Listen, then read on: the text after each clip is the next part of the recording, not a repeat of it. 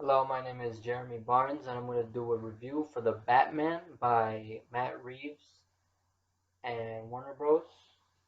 So, this will be a non-spoiler review. I'll go into the movie section by section in terms of like story, characters, cinematography, music,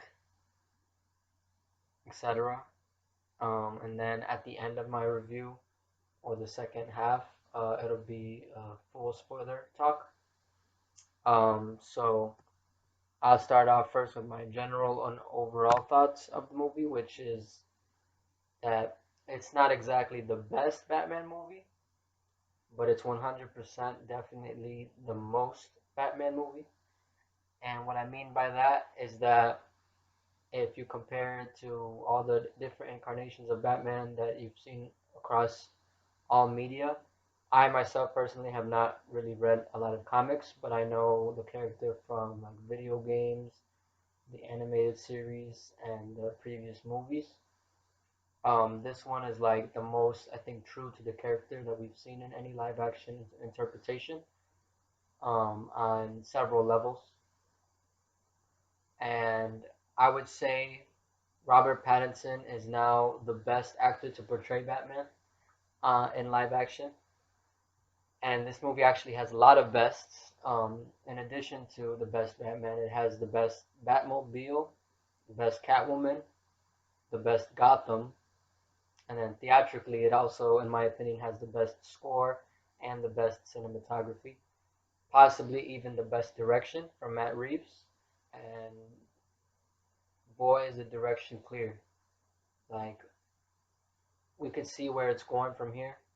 Everything is set up really clearly for the future, and I can't wait to see this world fleshed out more in sequels and spin-offs, which we already know there's going to be at least two spin-offs on HBO Max, one of which is a GCPD kind of like crime spin-off, and I think I heard recently that Matt Reeves gave an update that it's going to deal a little bit more into what's going on in Arkham.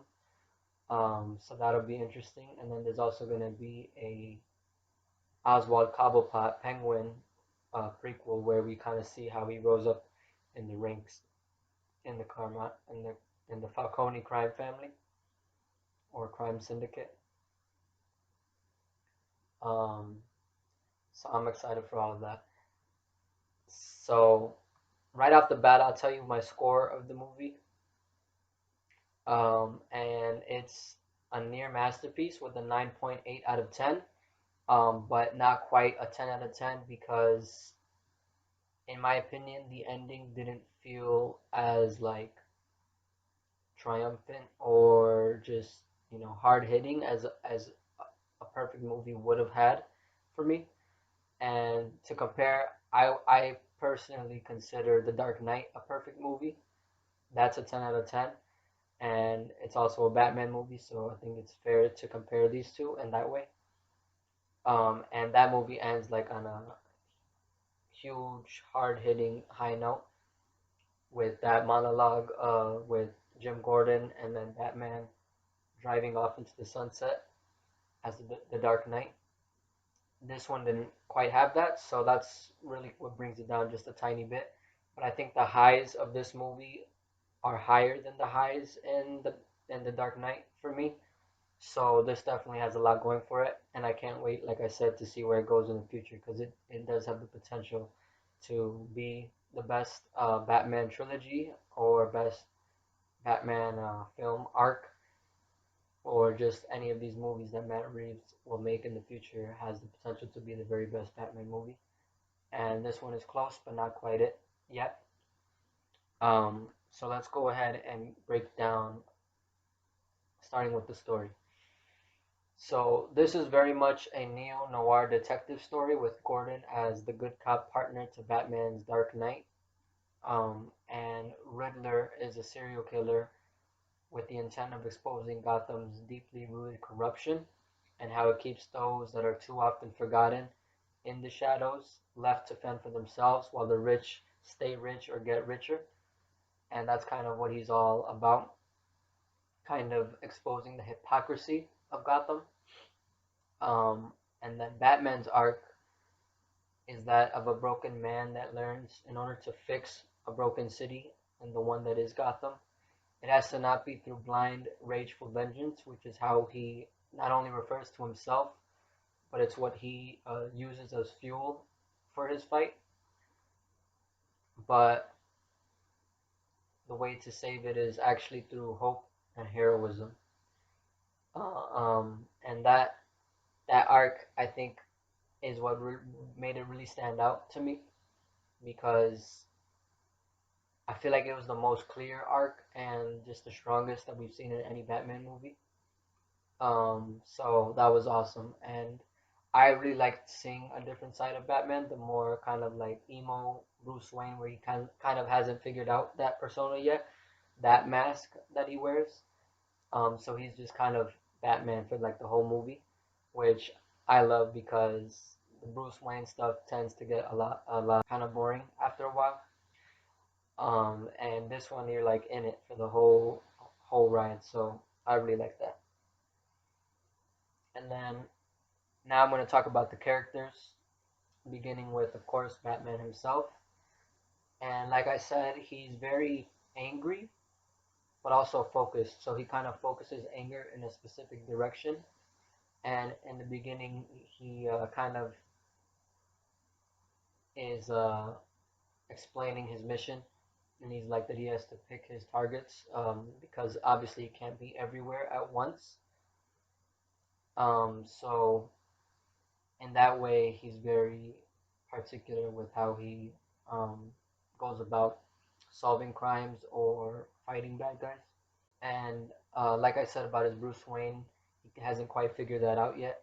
So he kind of just remains isolated from society, and people they just don't see him. And if he does go out, everybody knows right away because it's not often that he goes out. And as for like how his Bruce Wayne was portrayed, it's like a broken boy who kind of acts like a man in control, but he still hasn't truly gotten over that trauma of losing his parents as a young boy, and he blames himself for their deaths.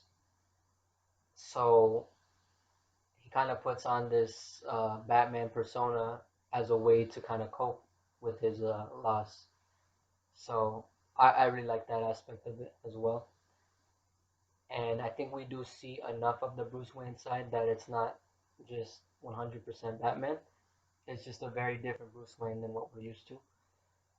But I can't wait to see what he does with it as he does start to form that mask of like the Playboy billionaire in the future. And now I'm gonna go ahead and talk about Selina Kyle, portrayed by Zoe Kravitz. And she's someone who does what she needs to do in order to survive. And she tries to steal from the undeserving and fight for her friends slash lovers. And that's a key aspect to her story in the movie. But if I say anything else, it'll be spoilerish. So that's all I'll say about that for now. But I think Zoe Kravitz did a great job, and in my opinion, she is the best Selina Kyle that we've seen. I don't know if it would be safe to say she's the best Catwoman because she isn't really Catwoman in this movie. So Michelle Pfeiffer would probably still be my favorite Catwoman. But I liked how grounded they made her story and how faithful to the comics it was because we didn't really see a lot of that side where like kind of she came up from and the reason why she does what she does in the other movies. I think we did see a bit of it in The Dark Knight Rises, but I just personally didn't love Anne Hathaway's portrayal. She just didn't seem real as Catwoman to me, whereas Zoe Kravitz I think fits perfect for the role. So I definitely prefer this over that. And now I'm going to talk about the Riddler, portrayed by Paul Dano. And he is an orphan that was abandoned by the system, and he feels a certain type of way about it because while he was forgotten about, the rich reap all the rewards to stay in power and stay wealthy. And he was actually inspired by the Batman's first year because this movie takes place in year two of Batman fighting crime. So he was inspired by the Batman to fight back against the corruption that he sees in Gotham, but he was also deluded into thinking that Batman was his partner in all everything that he does in this movie. Um, so there's a little bit of a play back and forth between those two in the movie, that I think is kind of interesting. And if you've seen the trailers, like you see that the Riddler writes to Batman, so that's why he kind of does this. And then whenever Batman responds, the Riddler takes it as like, okay, he's going along with it. So we're partners in this. We're doing this together. But that's not exactly what's happening, of course. And I would say that the Riddler was also very scary in the movie. Like he definitely had that serial killer vibe, and there are a lot of horror aspects in the movie for not only him but also the Batman, because the Batman is supposed to strike fear in criminals, and you do get the sense that he does in the movie. But the Riddler is just like creepy the way he's portrayed. And then as for Lieutenant James Gordon, portrayed by Jeffrey Wright, he is one of the very few good cops in Gotham and the only one who trusts Batman. But he's also at the point in his career, still early on, that he's ignorant of how deep the corruption goes amongst his own ranks. And that's something that he discovers throughout the movie as the Riddler's truths that are revealed about the secrets that the city has and the people that run the city. And I would say that this James Gordon is not my favorite Gordon, but he's damn good. And he kind of has a really kind of chill, laid back quality to him that I really like. Like he always refers to Batman as like, man, like, come on, man, we gotta go. And I thought that was really cool and unique, the way that he interacts with Batman. And like I said, they really are like partners in this movie, which was also something that we haven't really seen. A lot of times, Batman just goes to Gordon for like information, but then kind of just leaves. But here they do really seem like partners. So that was really cool. My favorite Gordon is still Gary Oldman from the Dark Knight trilogy. I thought he was amazing. And the next character is Oswald Cobblepot, and he runs a drug business for Carmine Falcone, who is a crime boss in Gotham. But Cobblepot has great ambition and class, and he runs the Iceberg Lounge, which is kind of the front for the operation. In this movie, he's known as the Penguin, but he doesn't personally go by that name. And we also do see a bit of a deep cut of Batman characters as kind of the muscle that goes around with Oswald. And they're the Iceberg Lounge bouncers, two twins. And if they are who I believe they are, which I've seen from one of the Batman Arkham games, they are Tweedledee and Tweedledum. But they never call them that, or they're not credited as that in the credits. I think they're just credited as the twins. But Colin Farrell's portrayal of Oswald was amazing. The makeup that they used for his face to completely transform his look is amazing. So shout out to I think Mike Moreno is the makeup guy's name. He did a fantastic job. The next character is Carmine Falcone, and like I said, he's the crime boss of Gotham, and we get some history about the rival crime family that he took down, which was the Maroni crime family. And Carmine Falcone reaped all the benefits from the GCPD drug bust of the Maroni family. And we find out kind of more about that throughout the movie. Um, so that was pretty cool. And I feel like the way that John Turturro plays Carmine Falcone has a little bit of a Godfather vibe to him. Like kind of like just the way he talks is very kind of like low value and like direct, straight to the point, like Marlon Brando in The Godfather. But it was not like he did it well. Like he didn't do it in like kind of an imitation, kind of comedic way.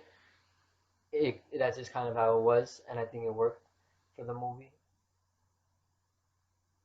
And there's also a lot of personal stuff that comes in with Carmine Falcone and some of the other characters in the movie that is really interesting and kind of a unique take that I really liked because it made him seem like a more important character than he was in previous movies, like for example, Batman Begins. So that was really cool because it kind of makes Gotham feel a little bit more real instead of just having all of the rogues gallery, like all the weird villains. You got somebody like this, the crime boss, that they're not just um, kind of a lower tier villain. They actually do seem important overall. So I thought that was really cool. And then the last character um, worth mentioning is Alfred. And Alfred definitely has the least screen time of any of the characters on here. And I was actually surprised by how little of him we see. But he's an ex-military sort of butler to the Wayne family. And he actually trained Bruce in all of his combat skills and takes care of the Wayne Enterprises side of things as Bruce takes care of business as the Batman. So we don't really see him for that reason. Like he doesn't help Batman in his Batman stuff, except for like if he's just bored chilling at home, helping him with the riddles that the Riddler has laid out for him. But other than that, he doesn't really interfere with all the Batman stuff. So we don't see much of him in the movie. But I do like the like dynamic between him and Robert Pattinson's Batman, or Bruce Wayne, rather. Um, you definitely feel like the love that is there. So I thought that was nice. But same here, like with Gordon, the best Alfred so far is still the Michael Caine from the Dark Knight trilogy. That Alfred was amazing. So the next section I want to talk about in the movie is the sound design, which really stood out to me. And there's a couple of moments that like really kind of make an impact in terms of the sound.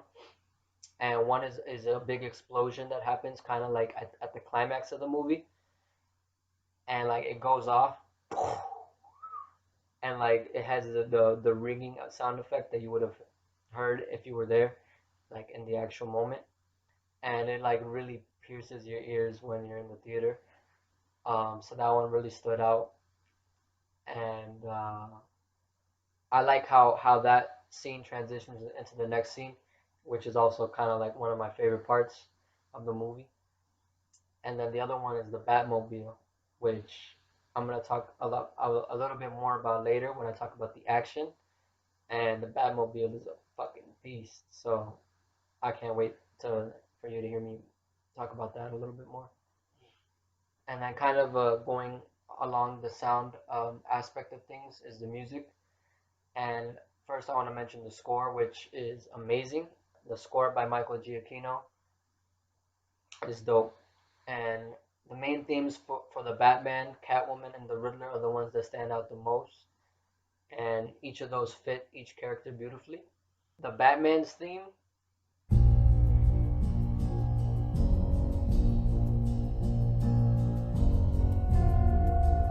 badass, man. It evokes fear in the criminals who terrorize Gotham. And then if you listen to like the full actual track of the Batman theme, it actually ends with a sense of hope for the future of Gotham, which reflects Bruce Wayne, Batman's arc in the movie. So it's really cool for that reason. It starts off with the dark and brooding and ends with a little bit more light on the other side. And then As for Catwoman, I would say her theme is definitely the most noir of the three and of the entire soundtrack. It's very alluring and mysterious, but with a little melancholy in there as well. And you find out why that is when you watch the movie. But that's just also a theme that repeats throughout, and it really adds a lot of personality to the movie, in my opinion. And then the Riddler's theme is haunting. Like that one, I think it's what we actually might start with in the movie. And his theme is definitely filled with a lot of pain and anger, and it has like a lot of like screeching sounds. And this is something that you would hear in a lot of horror movies. So that kind of goes back to that horror aspect that I mentioned, and it definitely fits this portrayal of the Riddler very well. And another song that is played throughout the movie is Nirvana's "Something in the Way." And Matt Reeves said that Bruce Wayne in this movie is actually based off of Kurt Cobain from Nirvana. And the tone of this song and even some of the lyrics match the movie very well. I can't tell you like which parts because it would be kind of a spoiler, but maybe I'll talk about it a little bit more in the spoiler section of my review. But it plays at the beginning and then kind of at the end of the movie, and it was also a song that was used in multiple trailers for the movie, so it's kind of cool because I don't think it happens that often that you hear a song in the trailer for a movie and then actually hear it in the movie itself. Um, it did happen with "The End of the World" by Skeet Davis and Eternals, which posters right here. But this it also happened in here, and both times it was used very well in both the trailer and the movies. So now I'm going to talk about the action in the movie, and this is hands down the best action that has been in any Batman movie. In like every regard, hand-to-hand combat, shootouts, the stealth, the driving, everything. Um, I would still probably say that the best singular hand-to-hand combat scene that has ever been put to the live-action screen, including Batman, is probably still the warehouse scene from Batman vs Superman. But it makes sense because this Batman in this movie is not as seasoned as Ben Affleck's Batman was in that movie. So he's not as skilled as that one was. Um, so he gets hit a lot more times and isn't as like just fucking flawless with all of his attacks in this one. But I think the best thing that stood out with the action or with the movie is the intimidation of the Batman. Like he really stands as a instiller of fear in the criminals. And when he first comes out, he kind of just like walks out of the shadows, like just nothing, like kind of a slow march. And he doesn't even seem like he's trying to be scary, and he doesn't really look scary. But then the fear comes after the fact. So when the guys start attacking, obviously he deflects and dodges and kicks all their asses, and that's when the fear kicks in. And I really love this scene that they showed in the trailer when he's walking through the dark hallway. That shit was fucking dope. The two moments that I want to mention, like specifically, are that opening scene at the train station, which was in the first trailer, where he first declares that he is vengeance. That part was dope, where he's just fucking wailing on the man. And then another part from the trailer when he confronts Oswald infiltrating the Iceberg Lounge. That part was dope because he just fucking goes in and just, he just takes names, kicks ass. He just goes for what he needs to go for. He goes for information. He's not gonna let nothing stop him from getting it. So that part was badass. And then I want to talk about the Batmobile The fucking revving of the engine and the power of it, that shit was dope. The car chase with Oz was fire. The part that they showed in the trailer was fire. The fucking build up to that part was crazy. It was the best part. It might have lasted a little bit too long though. The chase itself, like somewhere in the middle, I feel like nothing was really happening. So I feel like they could have cut a little bit of it out, but overall it was worth it. And that shit was fucking. It was just dope. And I think that's the first time that we see that Batman's armor is bulletproof even from full automatic weapons. Because Oswald shoots him before he gets in the Batmobile, and that shit was crazy. Um, and now I want to talk about the stealth in the movie, and it's the part that I told you is also in the trailer when he's takes the lights out and he's going at all the guys in the dark hallway, and he's just like a fucking monster eating the bullets like they're nothing, and just taking out the guys. They can't see shit, but Batman could see because he's fucking nocturnal, like he says in the beginning of the movie. He's a nocturnal animal, and he's just taking everybody out. And you just see flashes of him from the gunfire, the light from the gunfire, and that shit is crazy. I kind of wish it was a little bit longer, like that section, or if they never showed any of it in the trailer, because it would have been dope seeing that for the first time in the movie itself. But it is what it is. So I'm not complaining. It was still dope. But that part cuts kind of back and forth between him and another character in the movie. And the last like major action sequence was at the mayoral election, which is part of the movie. One of the Riddler's targets is the previous mayor, Gil Colson, and he's going against a newcomer called Bella Real. And this sequence is not my favorite sequence, but it was impressive in how well Batman fared in it against so many armed men with not a lot of cover to like dodge the bullets. Um, and it was definitely the most like kind of comic booky sequence in the movie. But he did a lot of really cool stuff that like I haven't really seen Batman do before. And one thing that I really like the gadget that he uses in a lot of the action in this movie is the grappling hook. That shit was dope. He used it as a weapon. He used it as a escape method, and then obviously a traversal method in the movie, which is something that we see in the Arkham games. So that all that stuff was really cool. All right, and then the last section of my non-spoiler part of my review is the cinematography, which is fucking beautiful in this movie. There's a lot of really cool shots from different angles that we don't commonly see in big blockbuster movies. And just the fucking like lighting in this movie is gorgeous. Um, but I want to talk about first like the um non-common shot types of shots that we see.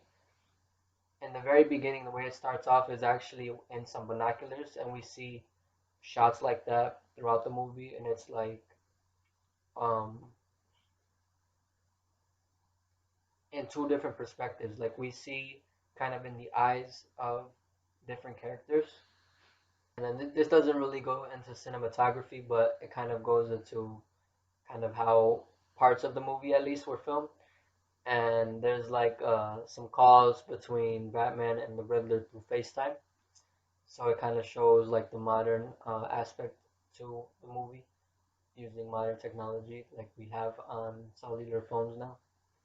Um, so the Riddler kind of live streams himself on his phone or on a phone, and Batman has to like interact with him through the phone, which is really interesting. Um,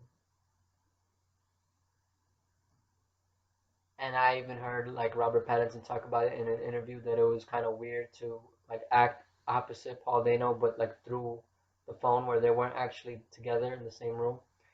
So that's kind of funny. And then some of the specific shots that we saw were like the overhead shot with Gil Colson, the mayor, um, over his car when the Riddler is hunting him, and the sound design kind of plays a factor in that part too when the train comes because it's like right underneath the train tracks. And I already mentioned previously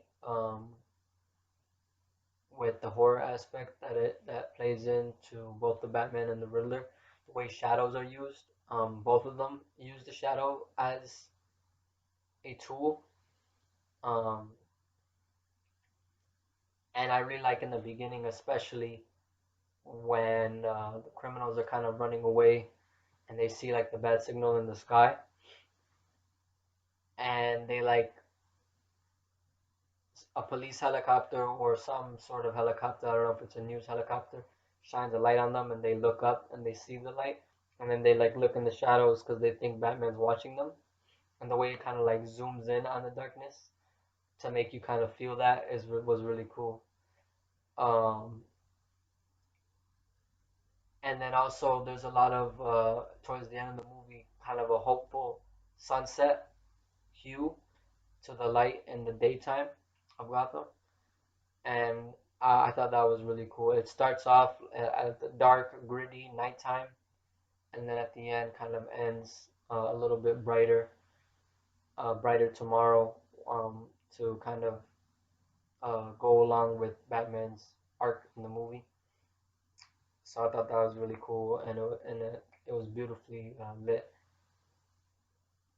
And even the way that the lighting is used in the dark scenes as well, um, is really cool. All right, now I'm gonna go into my spoilers section of my review. So if you haven't seen the movie yet, I'd recommend going and checking that out, and then if you want, coming back to this and hearing my spoiler thoughts about the movie. So first, I'm gonna go back to the characters and talk a little bit about the Riddler's targets and kind of the overarching narrative. So his first target was the mayor, Don Mitchell Jr. Um, and we find out that he told Annika, who is Selina Kyle's like girlfriend or something, um, so that she factors into her story. But he told her about a deal that got him his political position, and this is kind of what sparks this whole controversy, and all of the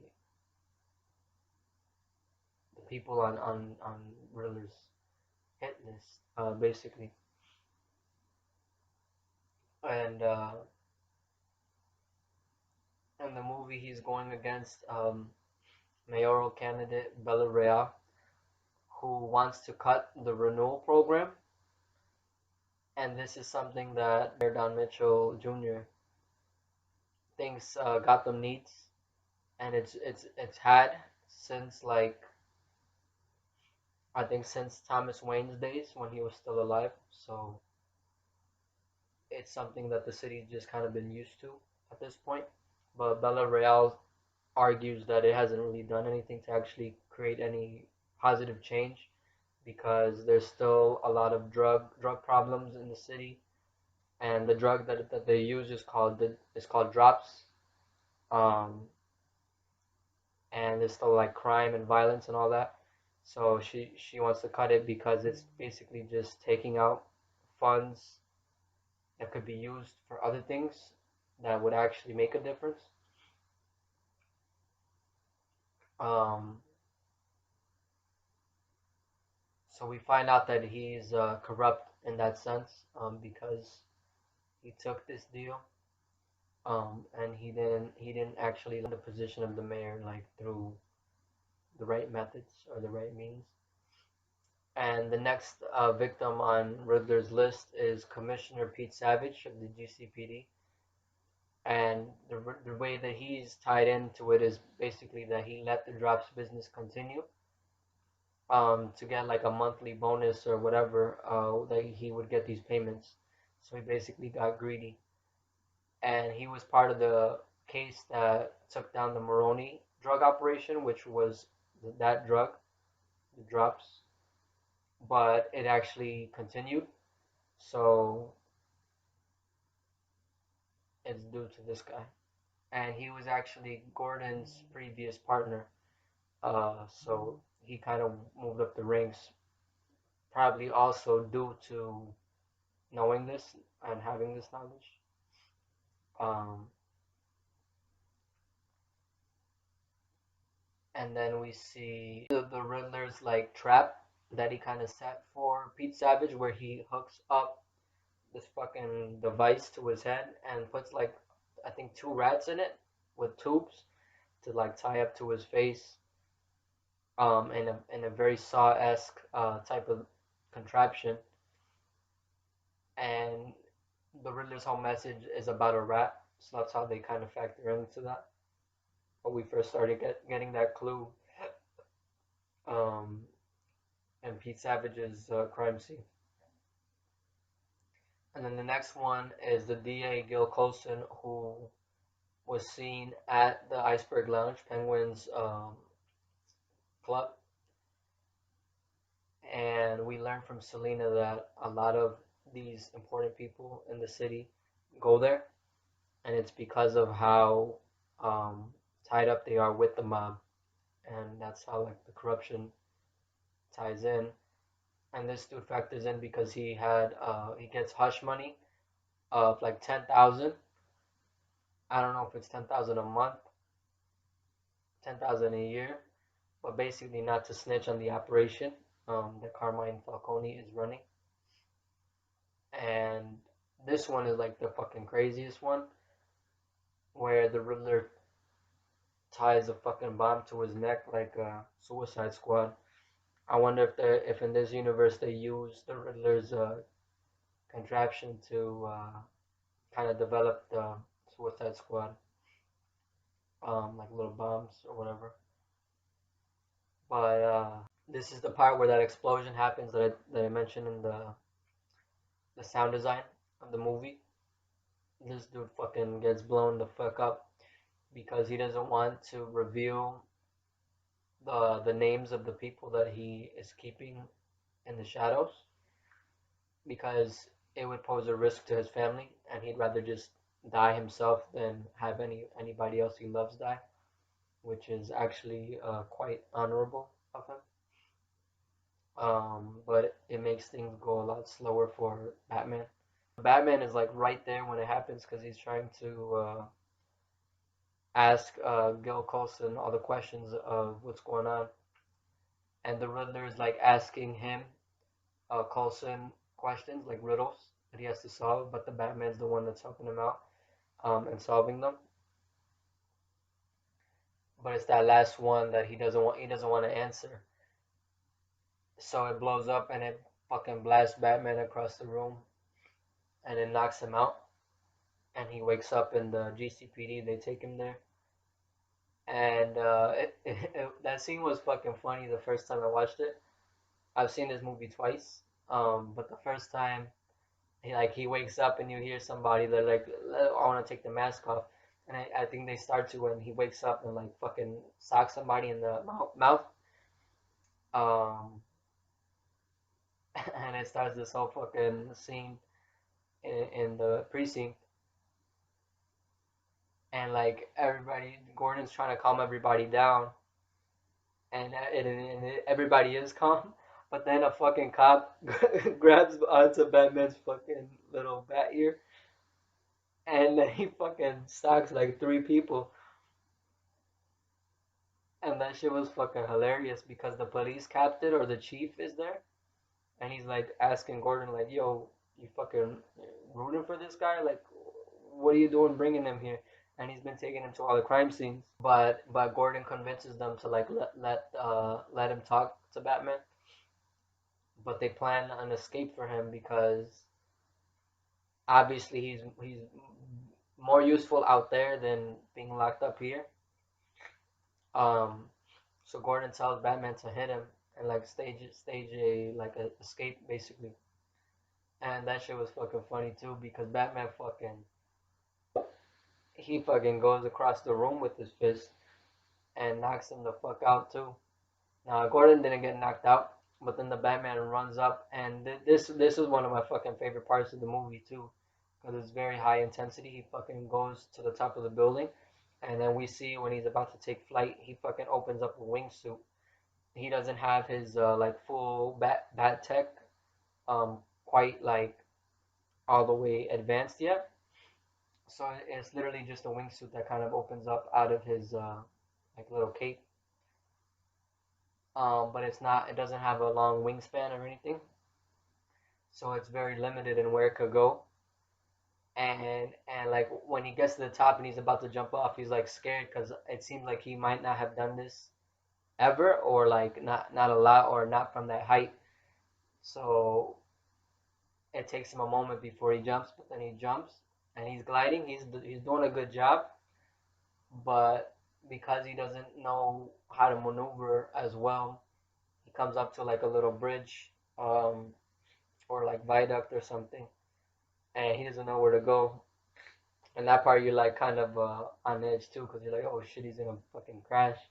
He opens up a parachute and he goes fucking flying, but he fucked his landing up real bad. He should have like fucking kicked his feet in, because there's like a bus going right under there.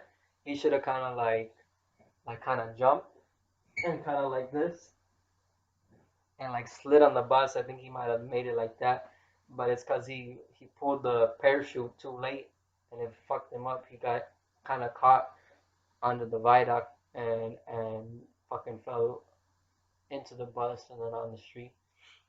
But I can't wait to see his technology develop, um, and start to get that gear and have a real true Batman flight later on in his career. But anyway, after Gil Colson's death, the next like target on Riddler's list is Thomas Wayne.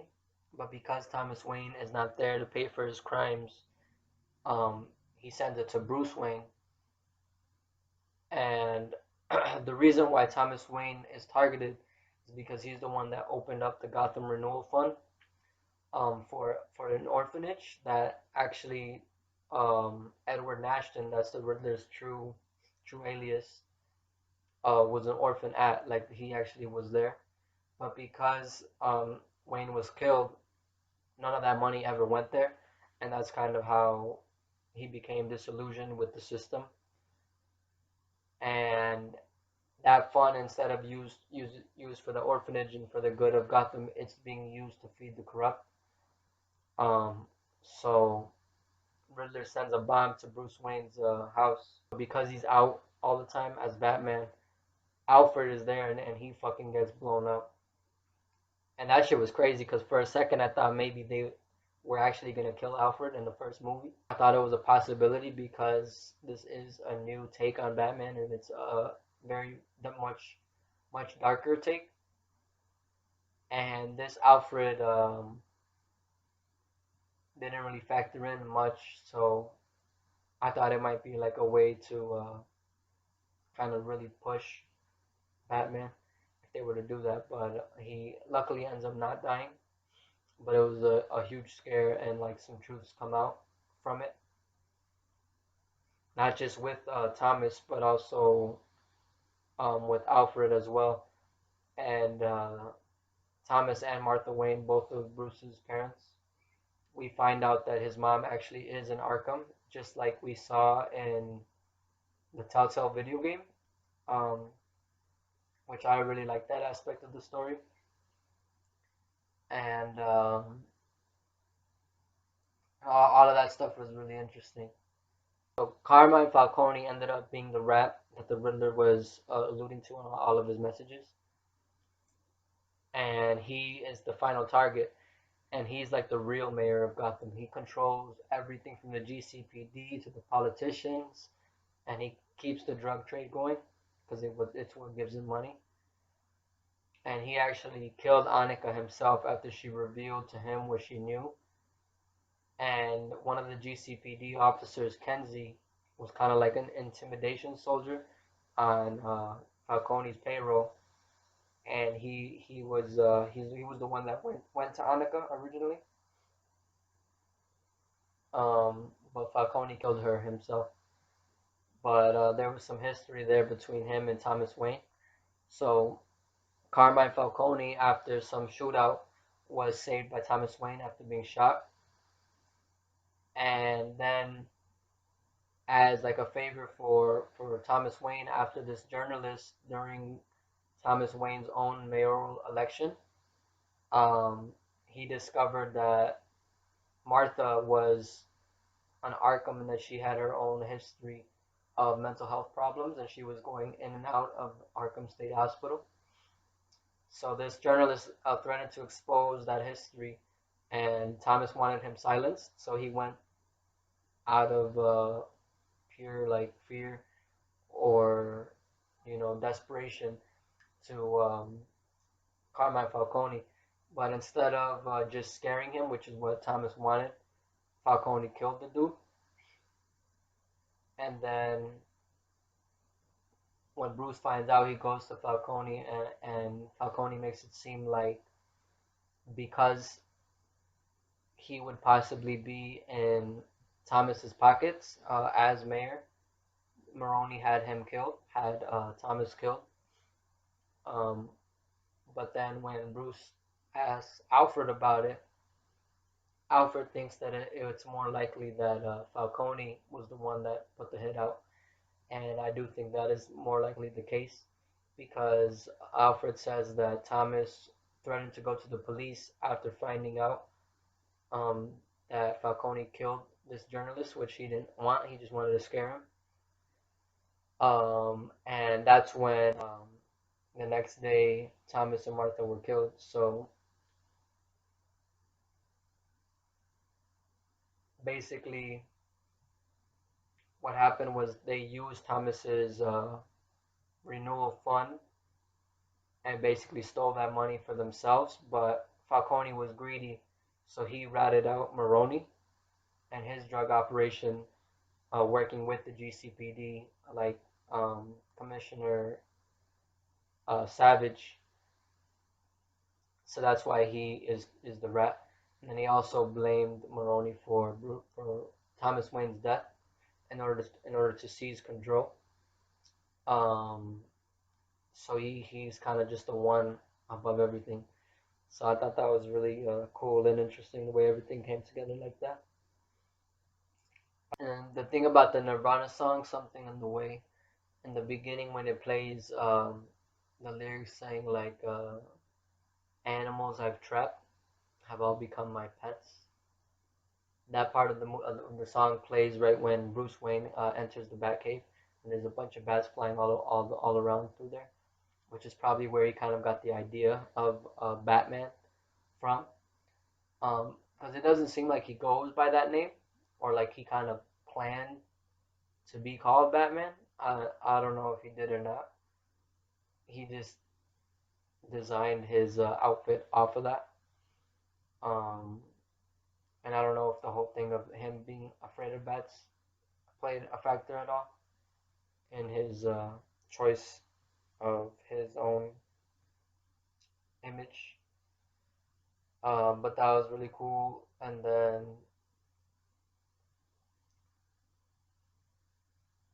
we also hear, well, I guess just the main like theme of the song and the title itself, "Something in the Way." And in this case, the thing that's in the way of Bruce from becoming a hero is his own trauma and the fact that he hasn't dealt with his trauma yet in any like meaningful way. He's just kind of used it to fuel his vengeance and kind of like hatred for the criminal elements. But throughout the film, and especially at the end when he sees how much of an effect he actually has on the civilians is when the change happens. And I think he becomes a little more free in that. And he also, when he learns the truth about what happened with his father. And at first, in that moment, he had anger because he thought Alfred lied to him all this time, and he imagined his father as this like great man. And when he first heard, he thought he was just as much scum as everybody else in Gotham. But he learns that that isn't necessarily the case. So that kind of is like a weight off of his shoulders too. So I really liked how that fit in as well. And with the cinematography and the binoculars, that type of shooting is obviously in the beginning we see in the Riddler's eyes. It's like him stalking his victims, and we see that a couple times. We see it in the beginning when he's stalking the mayor in his house, and then he fucking goes in through the little sunroof. Um, and like the light kind of flashes from the TV, and he's just there in the dark, like he fucking got in there super quiet as hell. That shit was creepy. And then we see it too when he's waiting for Gil Colson in his car, and then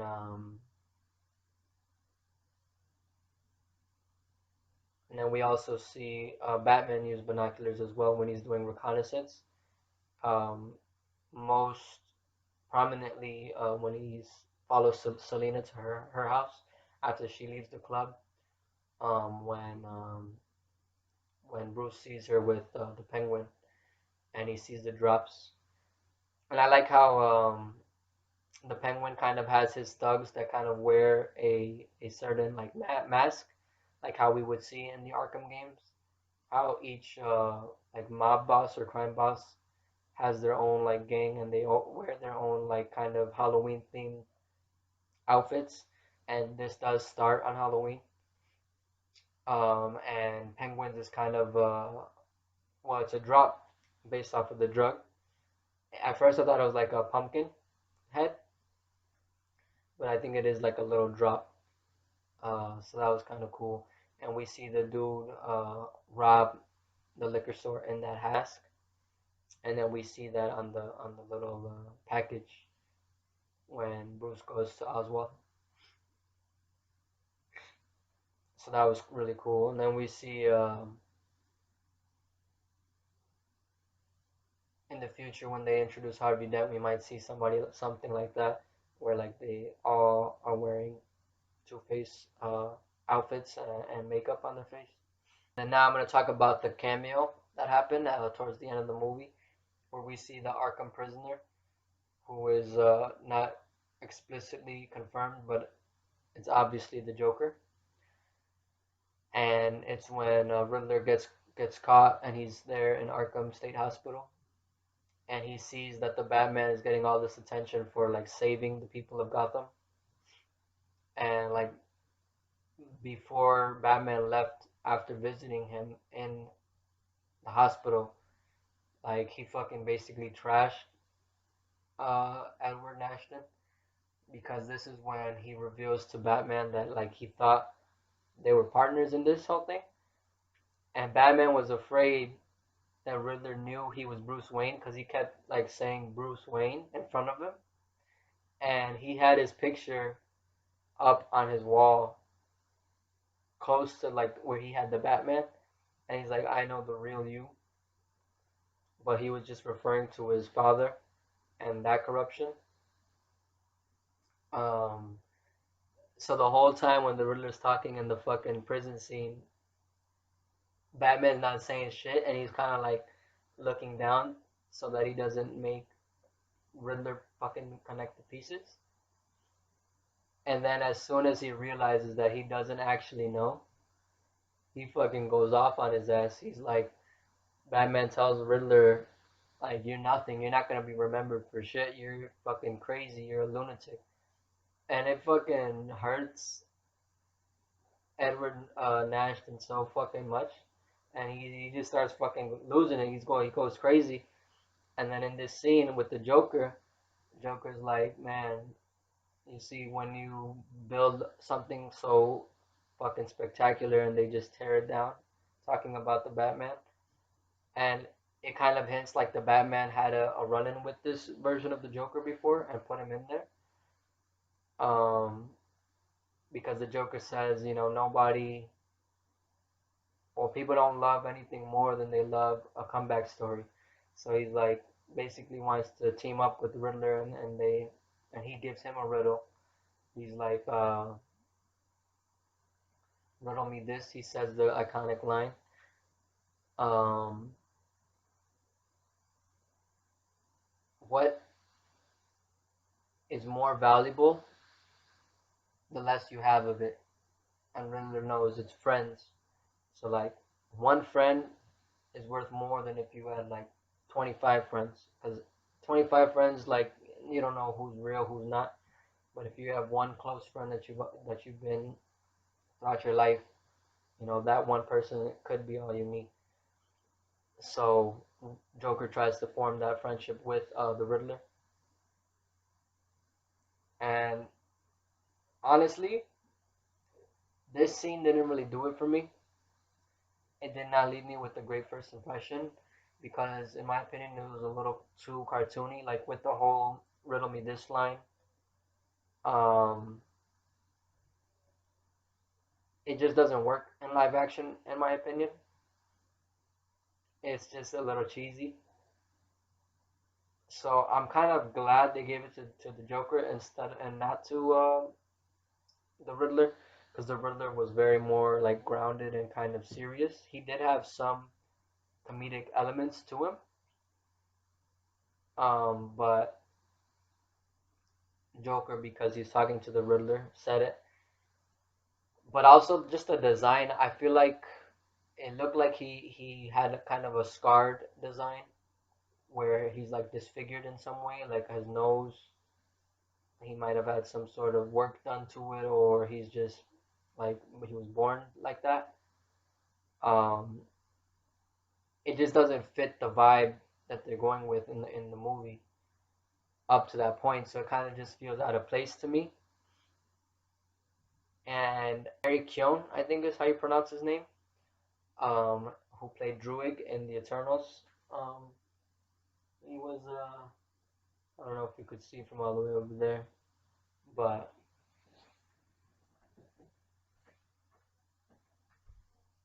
this dude,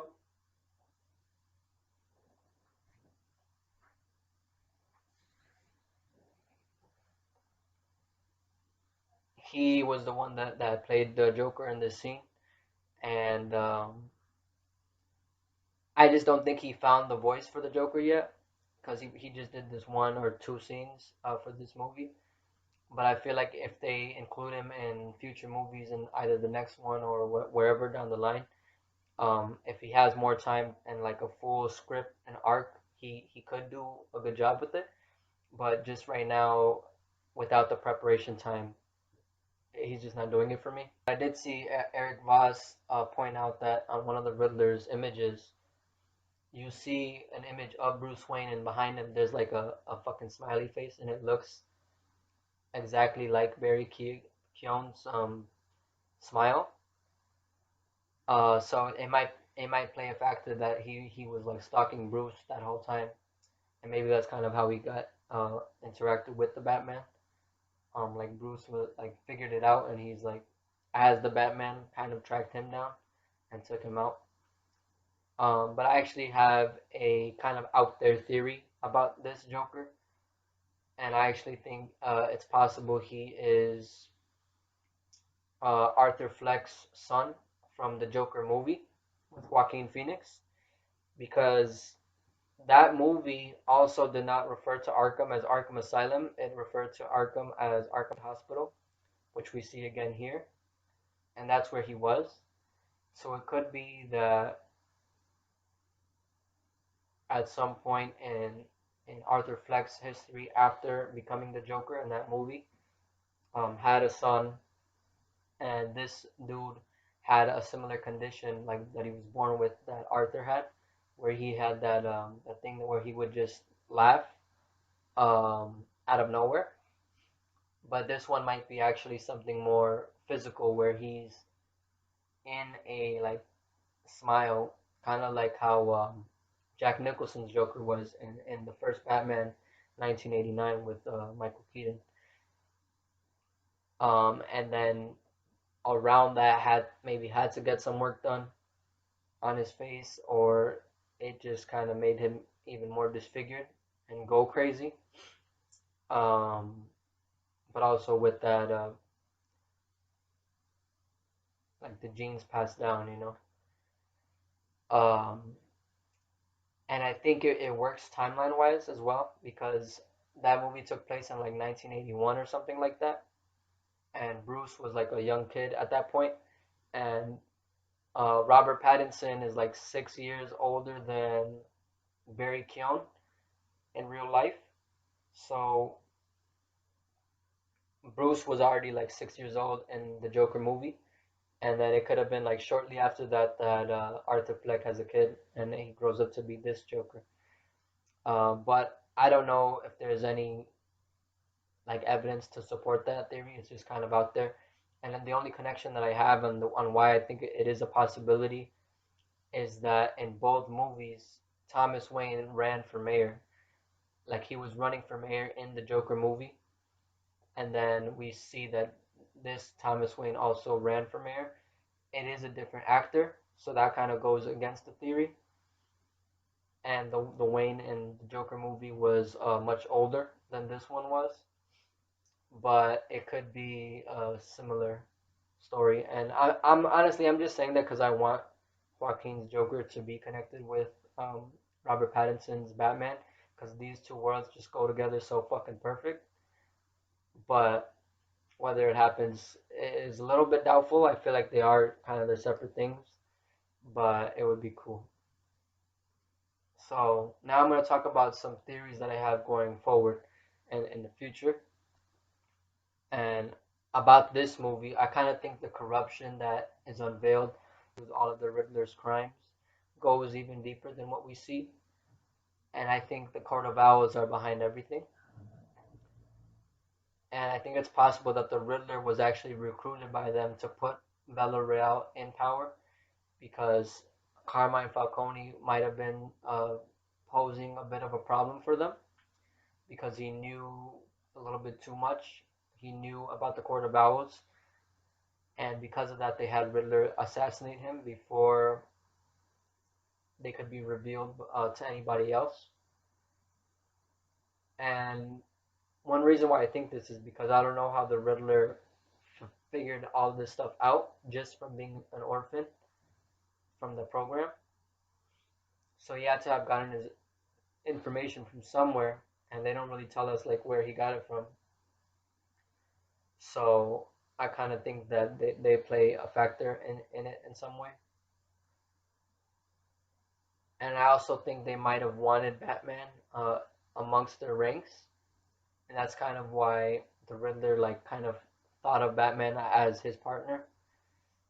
But then obviously that backfired when Batman abandoned Riddler in the Arkham State Hospital.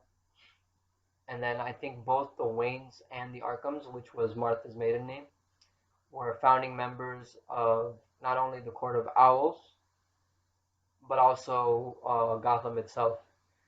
And that's how deep their history goes, which we see a little bit of that when the Riddler talks about Thomas Wayne. And that kind of seemed like almost out of nowhere when that comes up in the movie. So I definitely think there's more of that story to be told later on. And this is why like the renewal fund is so like integral in the power structure of Gotham because it's kind of been there in the Wayne family through generations. So some sequel ideas that I have, I think for the second movie, now that Gil Coulson is dead, I think Harvey Dent can be introduced to replace him, and I think it would be cool if Bruce works with him and Mayor Bella Real to start making a difference, not just as Batman, but also philanthropically. And during this time, Bruce could also work on his billionaire playboy persona by beginning work also at Brain Enterprises. And he could meet Lucius Fox there and start upgrading his bat gear. like a proper cape that allows him to glide with a wingspan and everything. And also working at Wayne Enterprises could be the main villain of the movie, which would not be Two Face. But if they want to, they could also introduce Two Face as a villain, like maybe halfway through the movie or towards the end to kind of set up for the sequel, or they could give him a spinoff. But the main villain, I think, would be Mr. Freeze, and he would be a brilliant scientist there working on a cure or a way to preserve his dying wife through a cryogenic chamber. And obviously, an accident will occur that affects him, and it makes him have to use this suit that we know Mr. Freeze needs to survive. And I think winter in Gotham, plus the water that flooded the city at the end of this movie, could allow for an iced over version of Gotham, which would be perfect for Mr. Freeze as a villain. And this movie, the first movie, The Batman, took place on Halloween and going into November. So the second movie could take place right afterward. Um, if they want to jump a whole year, they could do that as well. But I think it would work better if it's like right after this winter, right after the first movie. Batman starts immediately kind of reevaluating his life and what he needs to do, not just as Batman, but as Bruce Wayne, and starts making these changes because it would make sense for the DA to come in not a whole year later, but now. Um, so that's kind of what I think could happen for the second movie. And I would also like to see Dick Grayson introduced as well. He's obviously who becomes Robin. And I think the Court of Owls aspect of the story, if there is anything in this first movie, or if they're planning anything with that in the future, it could be a little tease added here.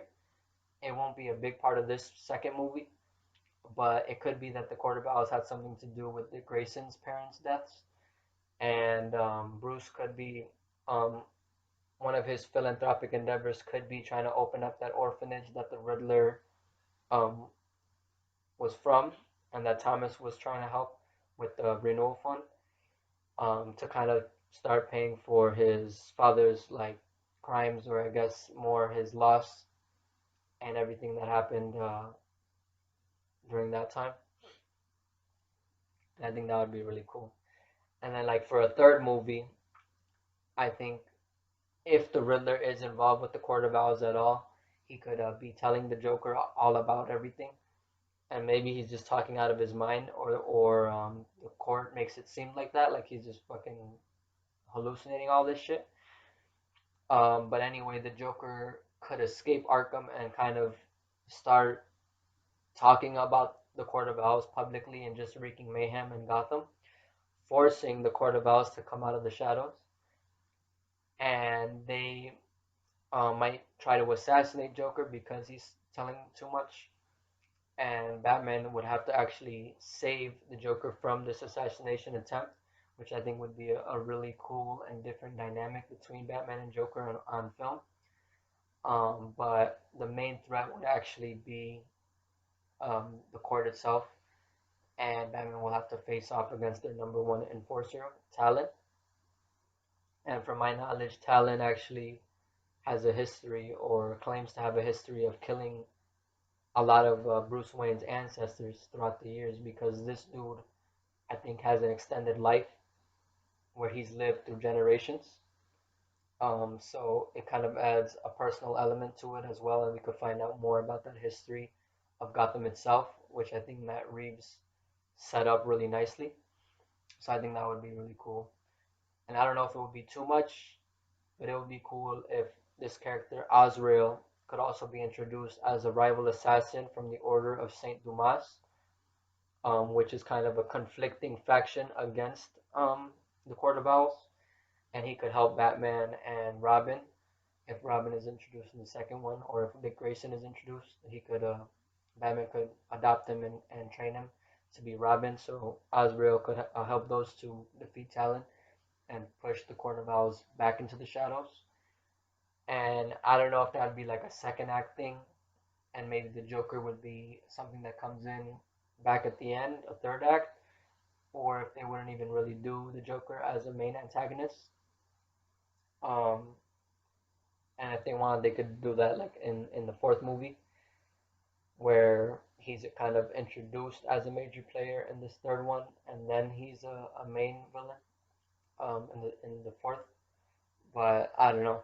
But honestly, I'm fine if they don't do anything with the Joker, because we already got the Joker movie, and that's supposed to have a sequel. So I'd be fine if we just see the Court of Owls stuff or even any other villains. But I think it this would specifically tie well with Matt Reeves' version of Gotham City. So this is kind of what I want to see, and this is something that I could see happening. Um, but let me know what your thoughts are about it, and about the movie, which, like I said, I loved. So I'll just give you my rating again out of 10. 9.8 out of 10, near masterpiece. Um, Great job to everybody involved. Matt Reeves, writer director, the co-writer, Robert Pattinson's Batman, Zoe Kravitz Catwoman, Colin Farrell Penguin, um, Jeffrey Wright's Gordon, Carmine Falcone by John Turturro, Andy Serkis as Alfred Pennyworth, and Greg Fraser, the cinematographer, or DP, director of photography. Michael Giacchino's fantastic score, and everybody involved. And thank you for this movie. It was a fucking amazing movie. Can't wait to watch it again. All right, thank you for watching my review. That's all I have to say about the movie right now, and I'll catch you next time.